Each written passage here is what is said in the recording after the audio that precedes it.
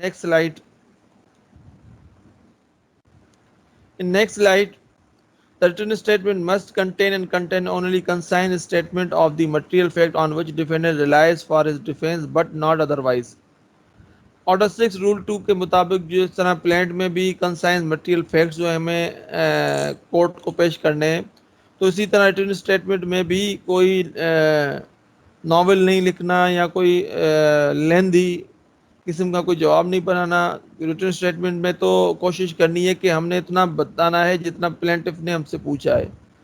अगर हम चीज़ों को अनफोल्ड करेंगे, पेंडोरा बॉक्स खोलेंगे, तो अच्छा केसेस जो डिपेंड करते हैं कि जितना जिसके ऊपर बर्डन होगा और उसने अगर उसने बर्डन को प्रूव कर दिया या बर्डन को शिफ्ट कर दिया तो उतना ही वो सेफ रहेगा। जितना आपके कोर्ट में बर्डन लेंगे उतना ही आपको उस बर्डन को कोर्ट में प्रूव करना पड़ेगा थ्रू दी एविडेंसेस।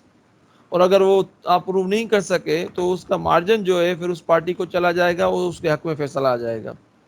तो बर्ड कोशिश होती है हमारे जो है कानून में, जो जितना हम कोशिश करते हैं अपने एडवोकेसी में, आर्ट ऑफ एडवोकेसी जिसको कहते हैं, कि कोशिश करते हैं कि जितना बर्डन हो सके हम जो है सामने वाली पार्टी अपोनेंट पार्टी पे वो शिफ्ट कर दें। It must raise all the matters in which show the suit is not maintainable or that the transaction is either void or voidable in the point of law, and all such grounds of defense, if not raised, would likely to take opposite party by surprise. अब जिस तरह plant body of plant we have learn there are three part of the any body of the plant. Plant में तीन चीज़ें हैं। Heading, जो heading है आपको प्रॉपरली वो ड्राफ्ट करनी है। There after body of the plaint.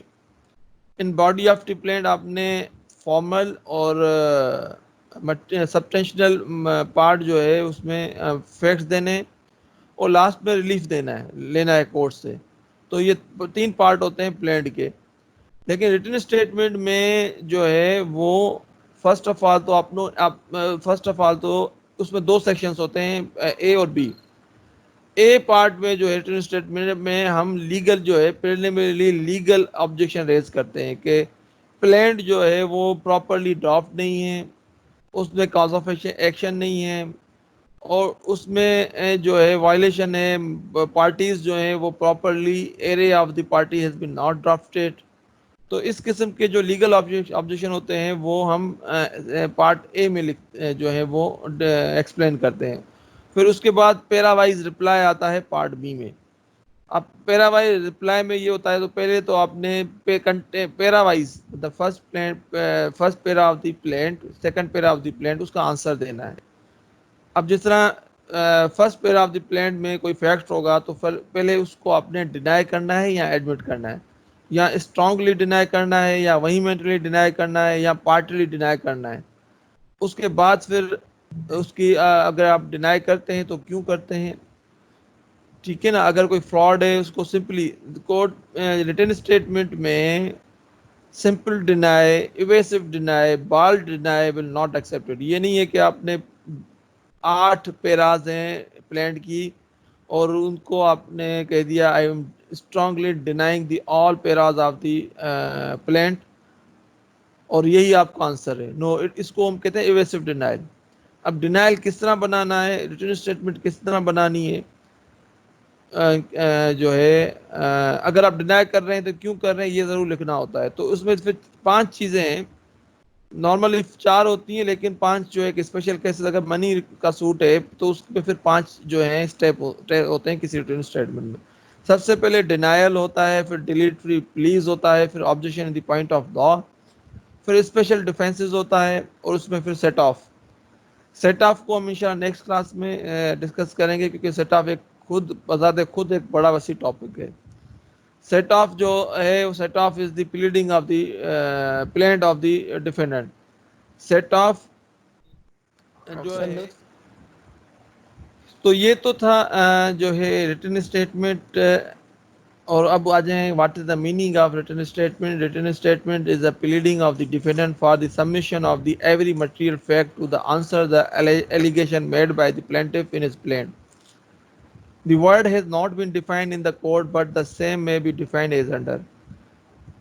जो लीगल स्कॉलर्स या लीगल आंसर जो है रिटन स्टेटमेंट का वो कुछ इस तरह है, लेकिन ये कोड में डिफाइन नहीं है, ये कोडिफाइड डेफिनेशन नहीं है, ये स्कॉलरी डेफिनेशन है.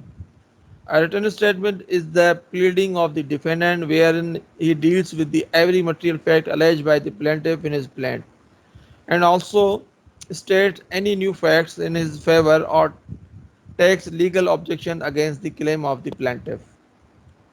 Preparation of the written statement. All the relevant rules of the pleading apply to the written statement, and it should be prepared with the great caution. In the written statement, firstly, the defendant should mention the name of the court trying the suit. Then the name of the parties. It is not necessary to mention the names, description, directions, and places of the residence of all the parties in the title of the written statement, but mention the name of the first plaintiff and first defendant is enough. जिस तरह हमने एक procedure, एक method था कि heading में court को किस तरह जो है कौन सी कोर्ट को सिलेक्ट करना है, कॉम्पिटेंट कोर्ट को जिसकी जुरिडिक्शन है. उसके बाद जो है डिटेल डिस्क्रिप्शन देनी है पार्टीज़ की इन दी नंबर्स, अगर ज़्यादा पार्टीज़ हैं, और उनके एड्रेसेस. तो written statement not necessary. Written statement में आपको ये मेहनत करने की ज़रूरत नहीं है, ये आपके ऊपर माफ़ है. अगर कोर्ट आप ऊपर के टाइटल में कौन सी देंगे, जो प्लेंट में टाइटल होगा कोर्ट का, तो वो आप उसी तरह एज इट इज़ उसको लिखेंगे. और पार्टीज को वो डिटेल में होता है, उसको आप समराइज करेंगे, शॉर्टन में लिखेंगे, शॉर्ट में. किसी पार्टी का फर्स्ट पार्टी का नाम प्लेंटिव वर्सेस सेकंड पार्टी का नाम, डिफेंडेंट में फर्स्ट पार्टी का नाम डिफेंडेंट. तो इस तरह अपने शॉर्ट फॉर्म में वो पार्टीज का नाम लिखना है. टाइटल लिखने की जरूरत नहीं है, उसमें हमने सूट का टाइटल लिखना होता है. यहाँ अपने सिर्फ रिटन स्टेटमेंट लिखेंगे, और उसमें फिर उसके बाद हमने जो प्लेंट में सीखा था कि फिर लिखेंगे प्लेंट सबमिट्स एज अंडर. तो उसे पता चलेगा कि वो प्लेंटिफ की प्लीडिंग है, लेकिन रिटन स्टेटमेंट में लिखेंगे डिफेंडेंट, अगर कौन सा डिफेंडेंट है तो वो नंबर, फिर लिखेंगे सबमिट्स एज अंडर. तो ये तो जो है कुछ प्रिंसिपल और असूल थे रिटन स्टेटमेंट से रिलेवेंट, जो मैंने आपको अभी एक्सप्लेन किया. नेक्स्ट स्लाइड जो है उसमें अब आ जाएंगे number of the suit. Number of the suit भी आपको परेशान नहीं होना, वो आप प्लेंट से ही, क्योंकि आपके पास जो कॉपी आएगी प्लेंट की उसमें नंबर ईयर लिखा होगा, वही सेम एज इट इज आप वही लिखेंगे. The defendant thereupon replies to each para of the plaint except where any preliminary objection like maintainability of the suit, locus standi of the plaintiff to file the suit.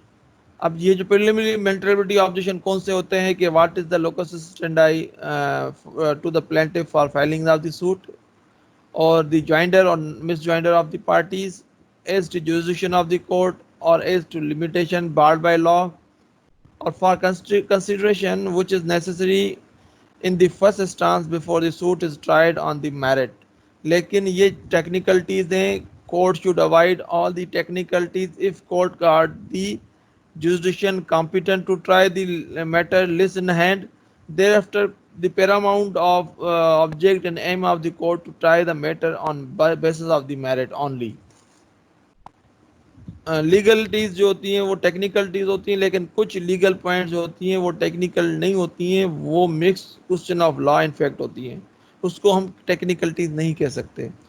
उनकी negligence जो होती है gross होती है. जिस तरह limitation का point जो है वो टेक्निकल पॉइंट नहीं है, वो mix question of law and fact है. अब what are the rules of defence. The denial in written statement must be specific not general. इसका मतलब ये हुआ कि आपने पैरा वाइज, जिस तरह हम पैरा बना के प्लेंट में फैक्ट्स बयान कर, एक फैक्ट जो है एक पैरा में आएगा, एक पैराग्राफ में आएगा. Para is the short form of paragraph.